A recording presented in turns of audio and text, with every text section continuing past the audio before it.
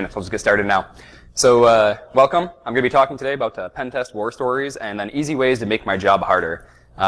Primary reason for this is I do a lot of pen testing, and I've been seeing pretty much repeat trends when we're doing external and internal network assessments.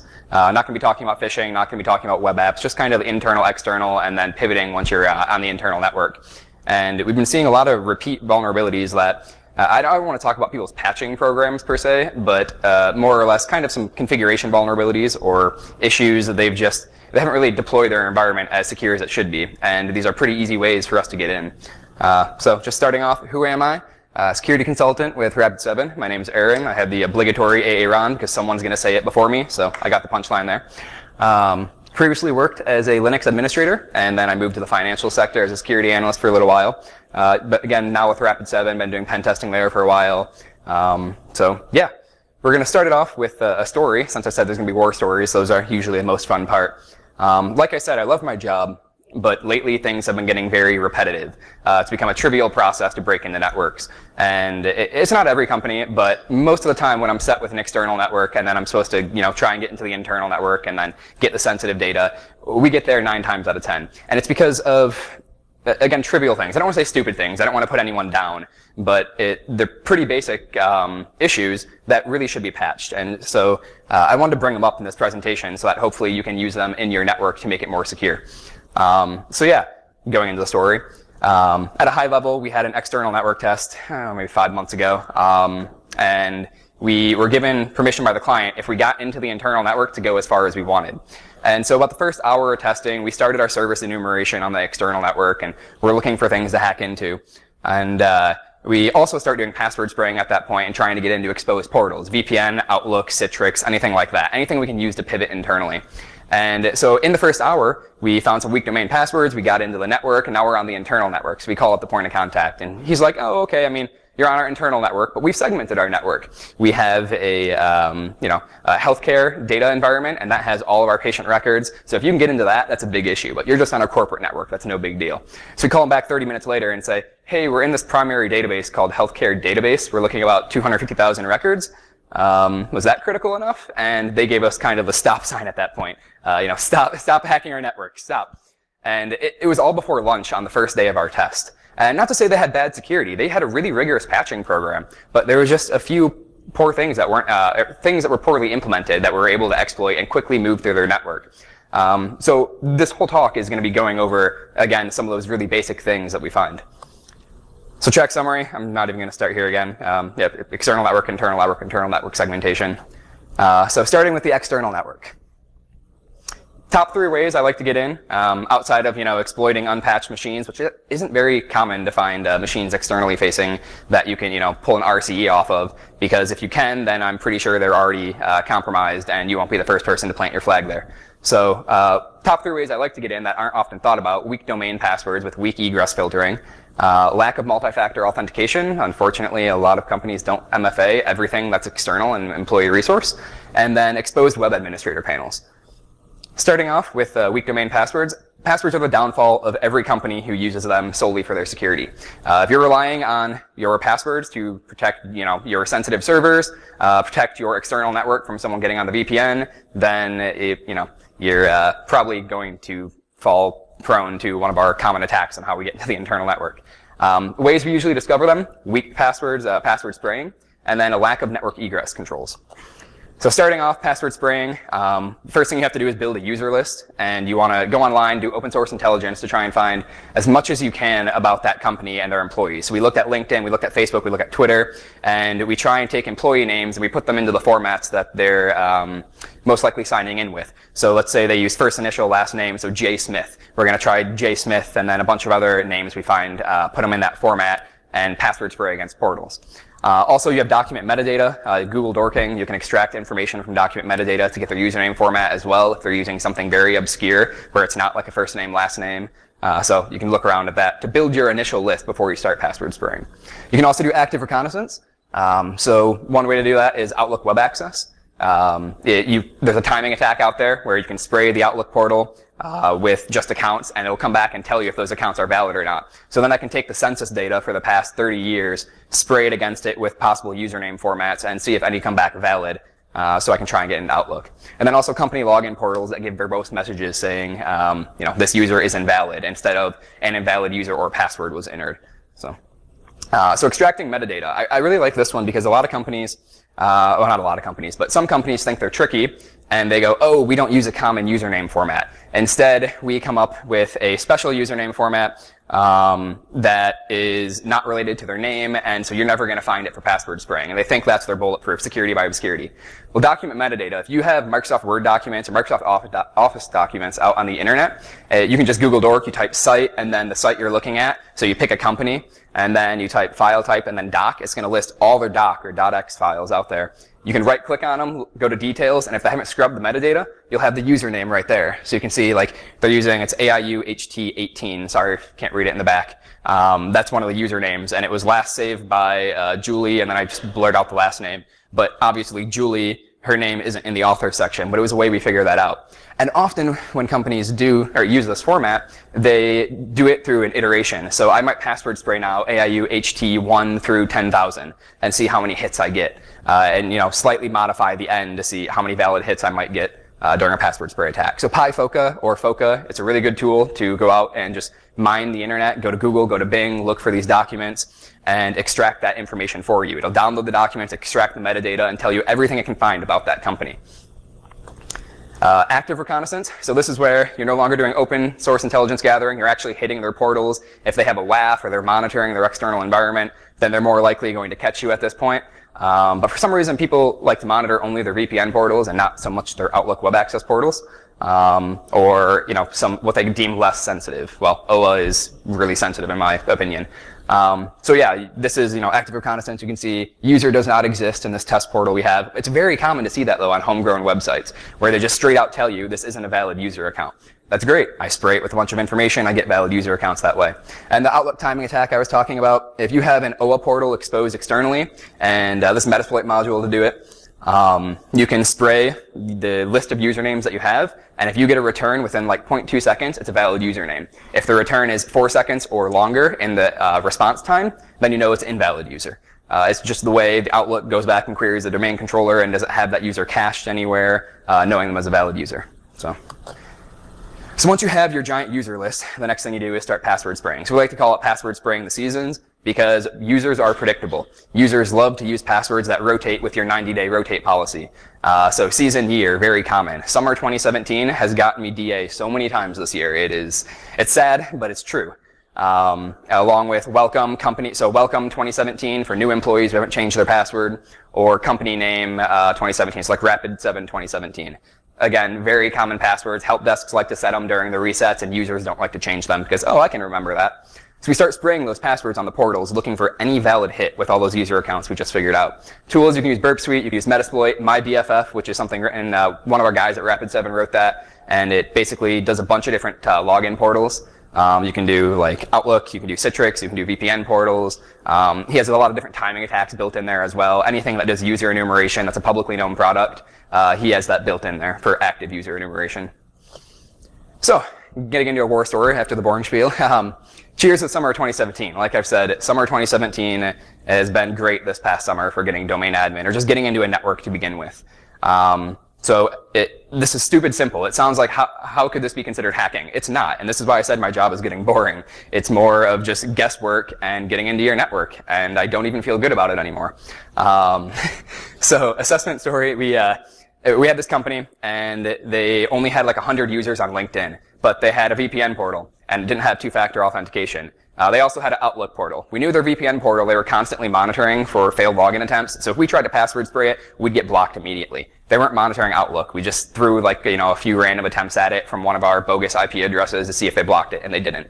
Perfect, great. I don't need a botnet to spray your portal now. I'm just going to use my own host. So we started spraying against it with the password summer 2017. And of the 100 accounts we had, 10 of them, I kid you not, 10 of them were using the password summer 2017. And we got in. And one of those users was a DBA. And so we get into the VPN. So what we do is we try on the Outlook portal. When we get the success, then we go over to the VPN portal and just sign in. And so we sign in as this DBA user. And the next thing we do is we spray his password across the entire network. We're not trying to be too stealthy at this point. It's like a 4-day test. So it's not a red team assessment. It's just an external assessment. So they weren't trying to block us at that point. So I could spray the password. If I was doing a red team, I'd go a lot slower. But anyway, we spray his whole password across a bunch of their /24 subnets, find 4 servers he can log into as an admin user, log into him as the admin user, and then you can dump credentials from clear text in memory. I'll talk about that later. Dump some creds from clear text in memory. There's a domain admin password stuck in memory. Grab that. Now we're DA. We make a backdoor domain admin account, call up our client, and where do you want us to go from here? You want to start looting data, or is it stop? Is it mercy rule? So weak domain passwords, remediation. I know it's hard to hear when you tell your users you want them to have 12-character passwords, but it's kind of what you should be shifting towards. NIST is going to release a new framework next year that says no longer are we looking at these 8-character passwords using leet speak that are super complex to remember. They're actually moving more towards let's have longer passwords for general users that are passphrases. Think in terms of passphrases. You don't need to have 1,000 @ symbols in there, exclamation points everywhere, carets. Just have a long password of seemingly random words and a passphrase that a user can easily remember. Privileged accounts, you should have 16 characters. And for administrators, we usually recommend 20. Also, on your domain controller, if you're using Windows environment, which everyone pretty much is, you can set up scripts on there that prohibit the use of common words such as season 2017, or season year, company name, password, welcome. So blacklist all of those common words and go back to your users and do a lot of user training saying, try to pick words that you know, that you can easily remember, and just chain a bunch of them together. Stop using one word and a date on the end. And then again, do not rely solely on security or usernames and passwords for your security, because do multi-factor if you have external portals. I'll rant on that in a little bit. The next part is weak egress filtering. So I've talked about password spraying, but what's a good way to get password hashes sent out to you without looking like you're spamming their network with a bunch of password spraying? And so weak egress filtering, if your network allows port 445 to egress over the internet, which is SMB, there's a great attack where you can do it in Internet Explorer, you can do it through Outlook. If you can get someone to download an HTML image tag or open it on a Microsoft product, it's going to connect out to your server over SMB. Great thing about Windows, they'll automatically authenticate. They'll send an NTLM-v2 hash right out to the internet, and now you have that hash and you can crack it offline. So we'll get into how that works. Metasploit Rogue SMB server. So you can use Metasploit framework for this. You basically set up your SMB listener on a public IP address. You're listening on port 445, and you're waiting for someone to connect to you. And you give them a challenge, because when someone reaches out to you and they say, I want to connect to your SMB share, if you respond with, okay, please encrypt your password with this challenge, then they're going to do it. So you send them a challenge. Since you know the challenge, it's easier to crack it. And so you got to now get them to access your server. How do you do that? I don't consider this phishing by sending it through an email. Some people are saying, oh, you're tricking users sending them an email. Well, it's technically it's a technical control. It's the fault that you should not be letting SMB egress over the internet. Heck, ISPs protect home users by, like my ISP, Comcast back at home, they don't allow 445 over the internet unless you're a business user, because they know how dangerous it is. So why should you be doing that in your network? Why should you be letting anyone egress to that port and egress with SMB? And all the user has to do here, if you send them an email with an image tag embedded right in it, they have to click download images in Outlook. That's it. It connects back out and gives us their NTLM-v2 hash. So I created a little plugin for it because Outlook is a major pain to plug in HTML to it or write HTML bodies. So I made this little smiley face button because it makes me laugh every time I do it. And I put it in my end of day status, or I put it, I'll send it to, once I get approval, I always ask for approval on an external test just because some people do think this is phishing. I really don't. So I explain it to them, get the approval, and then we'll send that image over and see if anyone downloads it. So this is what happens when you capture the NTLM-v2 credentials. I had to redact a lot of it, but basically you get the SMB request, and then you get the LM hash, NT hash, and the challenge, which all together form the NTLM-v2 hash. Then you can crack it with something like OCL hashcat. It really doesn't take that long to crack. We were using word list, epic list, which is like billions of words, and then running it against a rule set on top of that to do millions of permutations against it. We exhausted the list in like 31 minutes. This was just one of the passwords out of, I think it was like 500 we were cracking at that time. So yeah, it's not that hard to crack NTLM-v2 hashes if you have a decent rig for it. And getting a little bit more into why I don't think this is a phishing attack and more of just a vulnerability to your configuration. Because if you can make an email trusted, if it's sent from an internal sender and it's trusted, then it'll automatically download image content.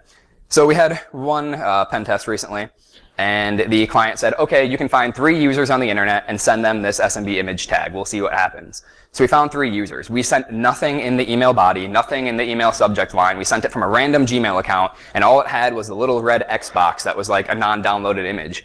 And they thought, oh, this is weird. We think it's phishing. So they forwarded it to their internal SOC team. Go back to what I just said. If it comes from an internal sender, it immediately becomes trusted. So they sent it to their entire security team as phishing, and when you go to forward that, Outlook pops up and says, do you want to send with all body content? And they click yes. Well, that instantly downloads the image.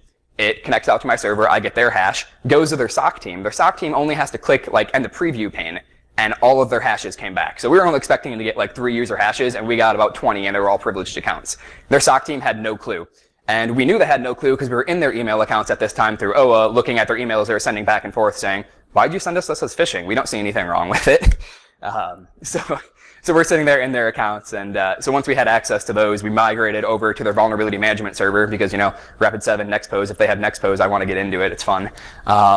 They all had access to it, so we logged into the Nexpose server and started looking at all the vulnerabilities they had already scanned on their network, and then used those to move to domain admin, because, yeah, we could.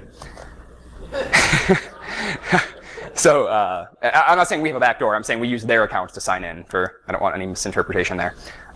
Weak egress filtering remediation is just block SMB, block protocols going to the internet that you don't need going to the internet. And also, you should do it on host-based firewall rules as well. It's not enough just to block it in your corporate environment, because what I like to do is target Joe Bob, who likes to go to the coffee shop every day, and he works remotely. Well, he's no longer protected by your network egress rules. And if you don't have that host-based set up, then I'm just going to use his account, or I'm going to target him, send him one after hours, maybe when he's at home, and try and get that egress filtering out over the internet. And again, it's not going through your internal network segmentation at that point, or your egress rules. So do it host-based as well.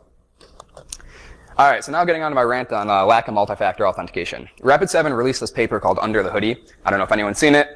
It basically goes over kind of what's in this talk and a bunch of other stuff. But we took statistics of a whole quarter worth of pen testing and said, what were the most common ways we got in? What kind of security controls do people have in place? And surprisingly, 76 clients we tested out of 124 sampled did not have multi-factor on their external resources.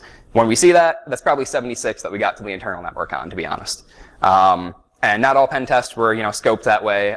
We only had 17 that were affirmatively able to say yes, that we saw they had multi-factor. And what I keep getting at is email, VPN, and Citrix, or any other portals, if they're not multi-factored, I can use all of those to get into an internal network. Pretty much any hacker worth their salt can use those 3 to get into your internal network if they can log into them externally. VPN, straightforward. If I can log into it without multi-factor, easy enough. I'm now, I have part of your internal network access. Citrix, there's escaping Citrix sandboxing. There's plenty of ways to do this. I'm not going to go into them. If you want a good talk to look at, Escaping Alcatraz by Kirk Hayes, one of the Rapid7 guys, just does a ton of talks, or a ton of demos on how to escape Citrix sandboxing technology to get on the actual the Citrix host itself. But one I really do want to point out here, because no one thinks about it, is Outlook Web Access. How can you use that to get to an internal network? We use Outlook in the cloud. How can that get to our internal network? Well, fun fact. Outlook forms sync across clients. So an Outlook email form, when you get a new meeting request and the body looks different, the user interface looks different, that's the form design. And if someone creates a new form, use under your user account, it'll sync. So if I have Outlook open and I create that new form, because I'm logged in on your account, it'll sync up to your cloud host, or it'll sync up to whatever you're using for Outlook, and then go down to your client, your workstation, so your physical fit client for Outlook. So that form will be there. Another fun fact. Outlook forms can trigger PowerShell code. Anyone see where I'm going with this? You can take the PowerShell code and stick it in the Outlook form. And if you can trigger that form on the user's workstation, which you've just synced down onto it, which is probably in the corporate internal network at that point in time, and then you send them an email, which triggers that form, it doesn't have to have anything. All they have to do is double click on the email, make it open, boom, it triggers the PowerShell code. If I'm going to use like a PowerShell Empire stager, something to connect back to my host, I'll do it encrypted over 443. It's going to look like HTTPS, so your egress rules usually aren't going to catch it. Obfuscated a little bit to get around antivirus, and it almost always works unless you're disabling PowerShell on user workstations. And the final fun fact about that, since Post, a security group, they automated this in a tool dubbed Ruler. The attack's been around for a while, but it's kind of a pain to manually do. They now created a tool, which you just put in the username and password, point it at the server, and about 2 seconds later, it finishes the process for you. Now, picture of that, I'm sorry, this was like the best picture I could find without using one from a recent test. No enhance. What it's basically doing is it logs into the Outlook server, it creates a new form, creates the new uploads PowerShell code that you specify to that form, and then it sends the email that triggers that, and you wait for them to open it. And you get a shell. So, again, going into another story, we had a client recently who had multi-factor on everything. They were like, we got you, Citrix, VPN, a couple admin portals they had exposed, everything but Outlook. Because again, I don't know why people don't think Outlook is that valuable. But you're sending internal emails all the time with that sensitive information, with attachments, with, I can now get into your get into your servers through it, or get into your laptop, sorry. But one thing they did properly was they had all of their client workstations disable PowerShell. Normal users don't need to run PowerShell, so now my PowerShell executable didn't work. So we tried a few other things, had no luck. I mean, I could use that as a launch phishing attack and send an internal email from somebody to another person, and try and do phishing that way. But instead, we decided to start looking for multi-factor authentication codes that were maybe stored in email, or could we re-register this guy with a new multi-factor and sync it to our phone? Kind of learn what multi-factor solution they were using. Didn't find anything in his email history. So we said, screw it. You know what? Let's just see what happens. We went to the Citrix portal we were trying to log into, and the VPN required a certificate and a one-time passcode, so that was out about, we weren't getting into that. But the one-time passcode at Citrix, when we logged in, it pops up, we get one-time passcode. We're like, okay, now what? We look back at his email. The guy configured his multi-factor authentication request to go to his email. So then we had access to Citrix. Everything's multi-factor and backdoor. Took the backdoor, got into Citrix that way, and the only thing this guy was allowed to run was Visual Studio. So if you can run Visual Studio on a server, interact with it through Citrix, then I can just compile a code, right? So I just threw in some C# code, threw in a Empire payload in there, set it to tie into the .NET framework, so it wasn't actually calling through PowerShell, just calling .NET directly. But looking like it was PowerShell, and ran my code, got a shell back on their Citrix server. Now I was internal, and I started pivoting. So yeah, multi-factor everything if you're going to have it externally. So the remediation, again, enforce MFA on everything, require the MFA to be sent to a physical device or have a physical device on the person, like a key they plug in, and also prohibit MFA tokens from being sent to email. And the last one, quick little rant on exposed administrator panels. So admin panels are basically something that gives extra functionality to a website, and if you have them exposed externally, I don't know why. People don't need to be doing administrative tasks externally on your websites or on your servers, just going directly to them. Make them VPN and then work on that if they have to work on them remotely. Don't expose them externally. Because if they're exposed externally, they're a highly valuable target, and we're going to find a way to get into them. People study all the time, WordPress admin, you see new vulnerabilities for WordPress all the time. PHP MyAdmin, printers out there, that you can get into the admin portals exposed. So put those on your internal network, make people VPN to get into them. The most common one that we like to exploit, though, these are, a lot of people know not to put WordPress or PHP MyAdmin exposed externally. Custom administrator panels, though, for your in-house web applications that you've developed. We find those often have some good functionality that we can play with. So leading into the next story, we had a administrator panel exposed for this company. And it pretty much, we told the point of contact, we got into it, we wanted to start messing with the configuration settings. And he told us, okay, don't break anything, but honestly, all you can do is update, content. So you could deface one of our websites, it's not a big deal to us. We went, okay, that's fine. Let's, since he gave us the green light to kind of mess with the configuration, we weren't gonna, put XSS on their page. That wasn't the point of the assessment. We're not trying to attack their clients who are accessing the website. But instead, we found there was a log file location. And we could specify, that was the only real administrative task there, was to specify where a log output could go to. And it was for the Windows Event Log Manager. And so we set that up as using one of our SMB tags, just using a UNC path back to our SMB server. It was a server in the DMZ, so we're crossing our fingers that they had 445 allowed out of it. Sure enough, they did. We put it in, we get a connection back. It's the domain administrator hash. The log file program they were running, which basically got synced to when we made this config change, was running as a domain administrator user on that workstation. And I don't know why, still to this day, I don't understand it. Domain admin had access to the VPN. So we VPN'd in and we were domain admin, and it, again, was right before lunch. So don't expose administrator panels, keep them internally.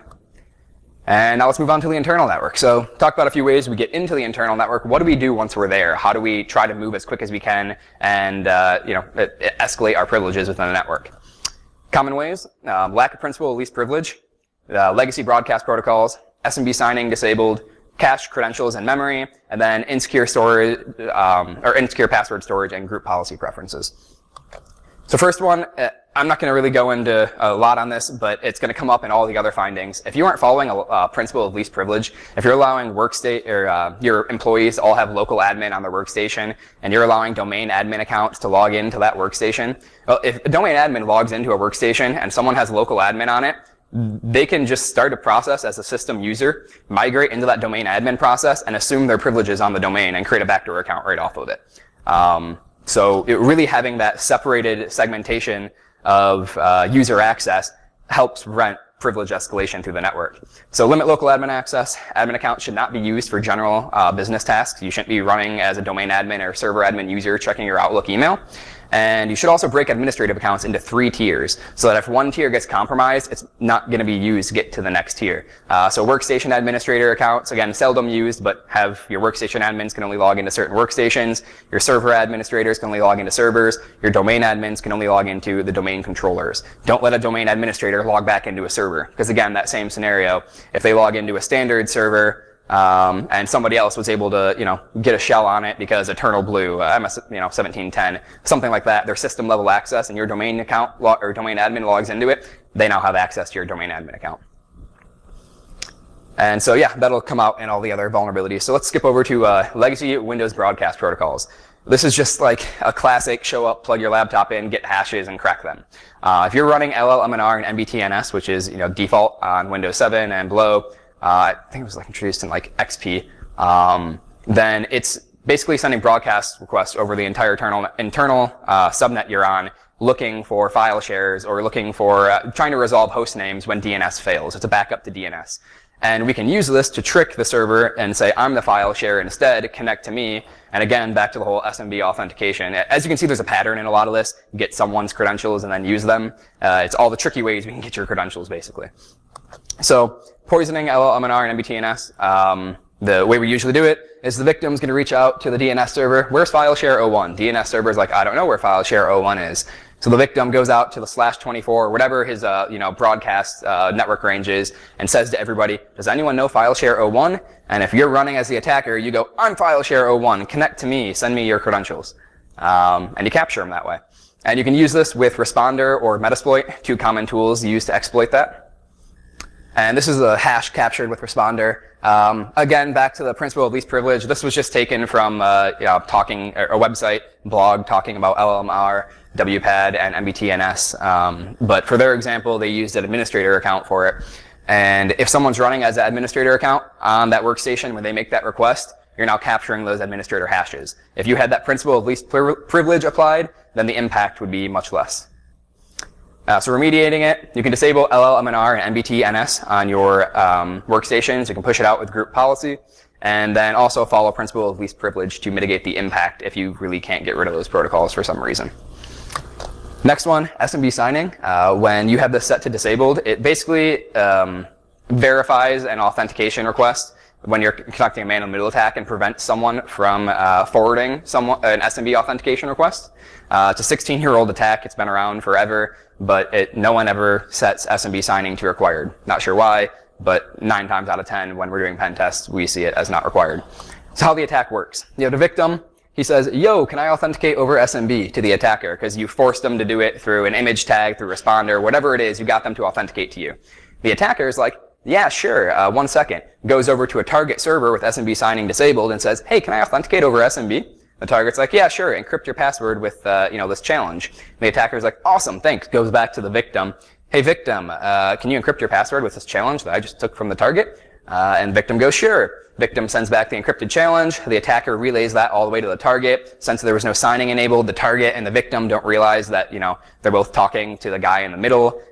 They just thought they were having the communication with the guy in the middle and didn't know it was being forwarded. And so you get access granted, log in, and if the account's an administrative user, you can use psexec or running commands over SMB to execute commands on the target host. And it will run as system if they're an administrator user. So, quick example of it, we set multi-relay up. It's part of the responder toolkit.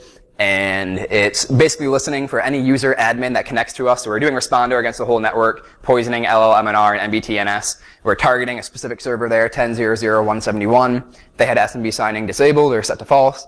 And we were able to basically capture credentials from the victim when they connected to us, forward them to the server, and all of a sudden we have a command line access at the local system user over our target. So this is often used when they have really strong passwords and we can't crack those NTLM-v2s. And it's a great way just to forward it instead of wasting the time on cracking it. So we had an engagement recently. One thing I love about my job is we get some really fun clients, and especially when they're repeat clients, they just, maybe there's arrogance to it. We like to go back and forth and be like, they'll come to us, oh, I bet you can't crack my password this time. We fixed everything from your last report. You're not getting in. And we're like, okay, well, we'll see if we can. And so we had this one client, really good relationship with him, loved the guy. And he comes up to us on the first day. It was just internal on-site. So we're just plugging into their network, doing the internal pen test. And he's like, hey, so basically we disabled that responder stuff. We disabled LLMNR and MBTNS. So good luck getting my hash now. But even if you get it, we all have 20-character passwords. They're random. You're never getting in. I was like, okay, great. What about the SMB signing thing? Did you disable it?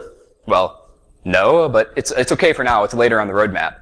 Well, okay, what about principal of least privilege? Are you still running with an administrator account on your machine? Oh, that's for next quarter. We'll fix it. But it's no big deal. You're never going to crack that password. Well, we told him about these before. I guess the impact risk there need to be demonstrated a little bit further. So he walks back to his desk thinking, they're stumped. They're not going to come up to me in the first hour this time. And sure enough, about 30 minutes in, you can use EtherCap. Well, BetterCap is what we like to use.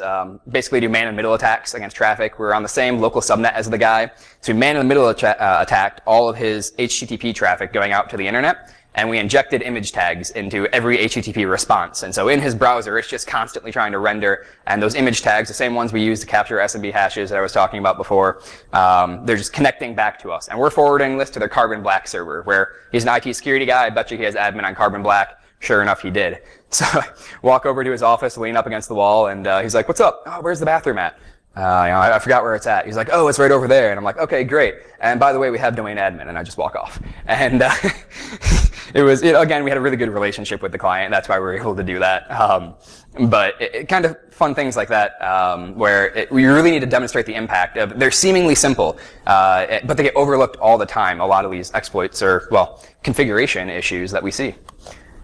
So remediation, really simple. Set SMB signing to required on all hosts. If you can't do this, set them on as many hosts as you can. You can push it through group policy. So the next one, I keep talking about dumping credentials from memory. Well, Windows is awesome. They have a process called lsas.exe. And for your single sign-on, so when you're trying to access a file share on your network and you don't have to get prompted for credentials every single time, that's because Windows is handy and they cache your credentials in memory. And they cache them in clear text. So if someone can access the lsas.exe process in memory, do a proc dump on it, and then review it, they're going to pull out your password in clear text. Best thing about that, LSAS caches your credentials for every single user that's logged into that machine since the last reboot. So Mimikatz tool, basically to automate this whole process. And it requires administrator privileges on the host, obviously. LSAS is running as the system user, so you have to get to a system level user to exploit it. But the Mimikatz is in a ton of different tools. Metasploit has it in the Meterpreter shell, PowerShell Empire, CrackMap exec. It's in a ton of different tools. And they all have signatures built for them now, so AV is picking them up. But like I said, you can just use proc dump, a Windows sysinternal signed package, to dump LSAS and then just take it offline and analyze it. So AV doesn't know what's going on. This is a demo of it, kind of running here. You can pretty much ignore some of the top half, but down here you see the NTLM hash that was extracted, and then you kind of get the username, domain, and password taken right out of memory. Again, this was just a test instance. It isn't actual customer data. But this is a super easy way we use to move through the network and grab credentials. CrackMap exec, when I said spraying the network with login, if we have an administrator account, it basically, you give it a subnet, you give it a list of hosts, you give it an account that you think has admin on a bunch of them, and it tries to log into as many as it can. And if you have administrator access, it comes back and it's like pwned, it has admin. It runs Mimikatz for you, stores all the credentials in a database. Again, it's super noisy. We won't use it on a red team, but when you give us 3 or 4 days to try and hack a network, we're going to try and move as quick as we can. So, story on that, spray and pray. We captured this user's password, and we were in the internal network using the password to try and get into a few different servers. And he could log into only, well, what was it, one server? I think it was just one. We log into the one server, and we were as an admin user, so we can dump the NTLM hash for the local admin user. If you can get to the system level, you can take SAM, which stores that hash, and then you can try and pass it, because NTLM hashes can be passed. They can be used for authentication over SMB. And so we took that password and we're thinking, okay, if they didn't randomize local admin passwords on all of their servers, we can pass this to other servers. So we sprayed it with CrackMap and found about 8 servers that had the exact same local admin password, logged into them, used Mimikatz on it, and on one of them, all of a sudden, it was just like raining hashes. I'm talking hundreds of user hashes. Every single one we would have wanted to target to crack later, just all of their domain users in clear text. Turns out it was the Exchange CAS server, so the central authentication server, which everyone authenticates through, which caches like everyone's credentials in memory if you don't have it set not to. And so yeah, we had pretty much every username and password for everyone on their domain in clear text. And usually we like to get the ntds.dit and start cracking those. We didn't have to do that because yeah, clear text. So remediation, pretty simple. Microsoft already pushed out a patch. Most everyone probably has it applied. If you keep up on patching, it was pushed out like 2012, 2013. But what a lot of people don't know is that you have to set the registry key at wdigest to 0. And if you haven't set that to 0, then you're still caching credentials in memory. The patch just allows you to set that, but you got to make that switch. And the other note is if you're using Windows 7, 8, 2008, or 2012, NTLM hashes can still be extracted. This just prevents the clear text, and NTLM hashes can be passed. So the only way to get away from this is to go up to Windows 8.1 and above, so Server 2016 as well, and that allows you to put LSASS into a restricted process mode. They introduced that new capability in the newer versions of Windows to say this is a restricted process. You can no longer access it even if you're the system user. It would require a reboot and registry key changes, and usually it gets set back, so you're not going to get into that restricted process at that point. All right, so our next finding, insecure password storage and GPP, group policy preferences. Microsoft in 2008 realized a lot of administrators were changing their local admin passwords using VB script on their domain controller. And they were pushing it out as a group policy to change everyone's password, but the local admin password on all the workstations, but they were storing that local admin password unencrypted because they were just using in-house scripts. So Microsoft came along and they went, okay, group policy, we're going to create one that allows you to hash passwords on sysvol in an XML file in AES 256-bit encryption. Okay, good on you, Microsoft. I mean, you're still using the same admin password everywhere. That's not great. But at least they gave the ability to hash or encrypt passwords. Well, then Microsoft, like they commonly do, they dropped the ball. In 2012, they disclosed the AES private key, which you can use to decrypt that on MSDN, public source to go get this information. And remember, this is stored in sysvol share on your domain controller. Every single user in your network has access to the sysvol share. So any domain user. And so a domain user can now go out to that share, grab the groups.xml file, and unencrypt it or de-encrypt it with the AES private key that was disclosed. So Metasploit has a module for it because they have a module for everything. And basically it goes out, if you get any username and password on the network, you can use them against the domain controller. It'll search for all the groups.xml files it can, and then start giving you passwords that are there. But this was all back in 2012, so it was a little while ago. And I'm just going to skip the story because we're running a little bit short on time. But basically, insecure GPP password storage, the remediation to it, what a lot of people didn't realize is Microsoft released a patch. Sorry, let me back up. They released a patch that stopped allowing users to store passwords in the groups.xml file. And they decided that's a bad idea. Now we're going to give you laps, which lets you randomize passwords on all your local workstations. But for some reason, a lot of companies, they didn't realize when you installed that patch, they thought, okay, we're great now. You can't decrypt it anymore. No, that's not what it did. It just made it so you can't store it. and they left that groups.xml file out on their domain controller, so it's still sitting there today. And that's what we often exploit. We come in, and if it's an old legacy AD environment that's maybe been migrated up to the latest versions, if that file's still sitting out there, and there still has that local admin password in the groups.xml file, we grab it, we decrypt it using the AES private key, and that gives us insight into what your password used to be, and 9 times out of 10, people are still using that same password across all their workstations. And usually it lets us get into, some of your servers or some of your workstations. And even if it's not all of them, if you started using laps on half of your domain, maybe the other half isn't fully upgraded yet. So we start, exploiting that area. So again, install the patch, delete the XML file, but please just use Microsoft Laps to randomize that local admin password. All right, so once we're in the network and we're in the internal network, we get domain admin. Now what do? You don't just stop at domain admin. That means nothing to a CEO. You show a CEO or a CFO, I've got domain admin. They go, what does that mean? So you want to demonstrate impact on every penetration test that you do. So we start looking for data. We obviously have to get permission to do this, but we want to find what are your juicy secrets. Are you a publicly traded company? If I steal your quarterly earnings before they get released, is that a big issue to you? Healthcare company, if I steal all your healthcare files. And some companies have started setting up, best practice, as all companies should start doing. They segment their environments, and they have a secure area and a non-secure area, a secure network, non-secure network. And there's a couple ways we can pivot into those. So first one, VPN split tunneling, if it's turned on. So one way they separate the internal network from maybe the production secure network is by a VPN, and you have to sign into that VPN. They'll put multi-factor on it. It's different credentials being used.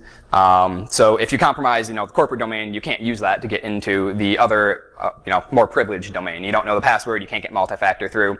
What you can do is piggyback on somebody using that VPN already if they have VPN split tunneling enabled. And also shared virtual center environments, and we'll dive into those. So VPN split tunneling, if you have a workstation on the internal network, and they're connected to the VPN at that time. They're connected to the production servers, but they're also talking to the corporate network, and you're an attacker, and you come along, and you have domain admin on the corporate network. That means you can probably log into that laptop they're using, which is on the corporate network. And since it's still communicating to the corporate network, you can connect to it and pivot all your traffic, because they're going to be dual homed with their NIC. They're going to have, one IP address range going out to corporate and the other range going to the production environment. And so you just pivot all your traffic through their machine. You route it that way, and now you're in the production environment. You have access to those servers, which are supposed to be completely cut off. So disable VPN split tunneling. And we had recently a pen test, and they had the 2-factor set up on the VPN. They had their production network with all their customer data in a protected environment. And it was supposed to be super secure. Like, no ports were open from the corporate network into this except for the VPN tunnel, getting into the VPN. And that had kind of like a 3-factor authentication. You had to have a certificate, you had to do a push request, and then you also had to have username and password, which were for a different domain controller as well, different domain altogether. And so we weren't getting into it. We hammered away at it for a little while. But then I realized that their domain, or their Active Directory structure, told you what users had access through comments on all the user profiles. Who had access to that production environment. So I used Metasploit. I scanned the entire workstation network looking for logged in users who had access to production, found one user who had access into it, logged in, and so I used Metasploit and psexec, the module inside it, to connect to a server, run a system shell on it, and then sure enough, he was connected to the VPN environment when I did that through his laptop. The other best part was it was a Windows laptop. They had a bunch of Linux servers in the corporate environment, and he had Cygwin installed. And so I dropped down into Cygwin, and all his SSH keys were right there. And since he had previously authenticated with them and unlocked them, they all had passwords on them. But since he had already unlocked them for the day, and he had it set up that you didn't require the password every single time you used them, I was able to use his Cygwin environment to log into all of their production servers, which were all Linux. So yeah, we just piggybacked right through his session. And so yeah, again, VPN split tunneling, disable it. Remediation is the workstation on the internal network. When you connect to that VPN, stop letting it talk to the corporate network. And if it does need to talk to the corporate network, it has to go through the VPN and then back out through that firewall, which should deny everything. I get it kind of sucks for your users at that time because they now can't connect to your corporate resources. But at the same time, you shouldn't be constantly working in the production environment if it's supposed to be that segmented environment. You should only be accessing it when you really need to make those changes. And when you do need to make those changes, cut your connection off from the corporate network. The next one is a shared virtual center. I don't know why we see this every now and then. It's kind of a common sense configuration, but when you have a corporate network and you have a virtual center set up for that corporate network. Then you have your production network, which is supposed to be highly secure, and it is set up to be segmented, but it's also on the same virtual center. And you can access the virtual machine controlling, or the vCenter through the corporate network. That means if I can log into vCenter, I can now log into either your production network. I'll have physical access to all those hosts, or I can log into your corporate virtual server network. And dad jokes. I'm a dad now, so I had to throw one in there. We had this pen test, and the client was like, "Oh yeah, we've completely segmented it. There's no way you're getting in over there. We don't even VPN to get in there. You have to physically go on site to the other areas where we have ports enabled to access that network. You have to be physically there." I'm like, great, that's awesome. And this is storing hundreds of thousands of healthcare records. So it was pretty good to see that practice. So we're still tooling around on the corporate network. We already had domain admin. Once we have domain admin, we dump the ntds.dit file usually, and we start cracking the NTLM hashes that are in it. It's basically all of your corporate password hashes in NTLM format on the domain controller. So we start cracking those, and we cracked 30 or 40 IT admin passwords from it. And we started trying them against vCenter. We found a few that could log in. And so we got into vCenter, and we're looking around in there thinking it's just their corporate vCenter, but I wonder what else is in here. Could we find something interesting? And there is a cluster titled Private Healthcare Network. Interesting. Click Open Server titled Primary Healthcare Database. Okay. Click. And so it pops up the login screen, because it's, again, like having physical access. You're going through Virtual Center. You have pretty much physical access at that point to the machine. And we were like, all right, how do we log into it? They already told us it was on a separate domain. Well, we had their local administrator password they used on their other servers. Their domain administrator password they had been using for their primary admin account. And we thought, maybe it's the exact same domain admin password. Sure enough, it was. We log in and we call our client over, and we have just hundreds of thousands of social security numbers, healthcare records, billing cycles. I mean, these things sell for like $12 a pop. So to demonstrate the impact of what someone would have sold that for, how rich of an environment it was to say somebody is in that environment and they have hundreds of thousands of records, it was a very, highly valuable environment to get into. And it really wasn't all that hard to get into. And to remediate that, separate your virtual center environments in correlation with your network segmentation. So if you have a production network and that needs to be segmented, and you have a corporate network that needs to be segmented, have 2 vCenters set up for it. If you can't do that, then make sure your vCenter, the access to it, the administrative access, only can come from that secure production network. So you already have to be on it to log into it. So conclusion. While a lot of these are seemingly simple to remediate, I didn't drop any O-Day here. I didn't drop any elite hacks. There's just a lot of really basic configuration issues that a lot of companies haven't implemented yet or haven't fixed. And we see them on small companies to large Fortune 500 companies almost every single week across all of our pen testers. And so honestly, please make these easy changes to make my job a little bit harder so we can start focusing on, finding the O-Day or trying to find more creative ways to get in. Because a lot of these things, again, they're fairly simple to get into. And so yeah, hope you guys valued from this presentation. I guess I do have 1 minute for questions, I think. I don't know where my timing guy is. Oh, I don't want 5 minutes. Where's 1 minute? All right, who's got a softball? What's up?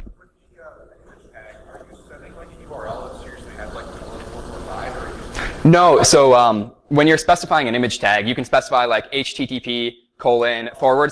Instead, we specify file:/2 backslashes. When you do that, it's a Windows UNC path, and it tries to resolve it as an SMB share instead. And so you inject that as the image tag, and it works all the time. Other questions? Way back there. Well, OSCP, really great certification. Huge advocate for it. Taught me a ton. It didn't teach me a lot of these techniques, actually, but it got me started on that footpath. Lots of time spent on Google, building my own labs, looking at, common, resources that are out there. And then when I started working for Rapid7, I work with an amazing team who shares techniques constantly. There's 40 of us on our team, and we're always talking about them. So we're always coming up with new little tricky ways to get the password hash or get what we need to for the day. So yeah, I guess there's no straightforward way to do it. Just a lot of self-research and a lot of time dedicated to trying to learn new tricks. Anyone else? Cool. Well, then I think we're all set. Really appreciate everyone coming, and hope you got value from it.